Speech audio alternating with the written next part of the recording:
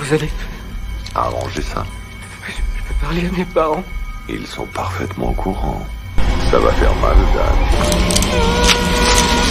Aos a remarqué par hasard que la jambe du garçon présentait des myoclonies. Ce phénomène n'apparaît normalement qu'en état de demi-sommeil, car le cerveau vérifie si le corps est encore en vie. Mais le garçon est maintenant complètement éveillé. Cela signifie que son cerveau perd le contrôle de son corps. Aos est immédiatement devenu vigilant. Après un examen préliminaire, Aos a pensé que son état pourrait être causé par des brimades ou des coups. Le garçon a admis que sa tête avait été heurtée pendant un match. Aos lui a immédiatement organisé une hospitalisation. Après avoir surveillé son sommeil, Aos a vu une courbe subtile dans ses ondes cérébrales. Il a suspecté une obstruction intracrânienne. Mais après l'opération de drainage, son liquide céphalorachidien a révélé une sclérose en plaques. Pire encore, la nuit, l'infirmière a découvert que le garçon avait disparu. Les médecins l'ont trouvé sur le toit. Il s'avère qu'il avait des hallucinations. Il croyait être sur le terrain de l'école.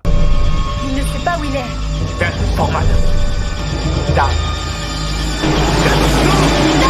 La sclérose en plaques ne provoque pas d'hallucination. Cela signifie que la vraie cause est encore cachée. Les échecs répétés ont rendu Aos encore plus excité. Il a ensuite suspecté une inflammation du tronc cérébral. Il a demandé à Foreman de faire une ponction lombaire. La première tentative n'a eu aucun effet. La deuxième a provoqué des hallucinations et des convulsions. Cela signifie aussi que la supposition de Aos était encore fausse.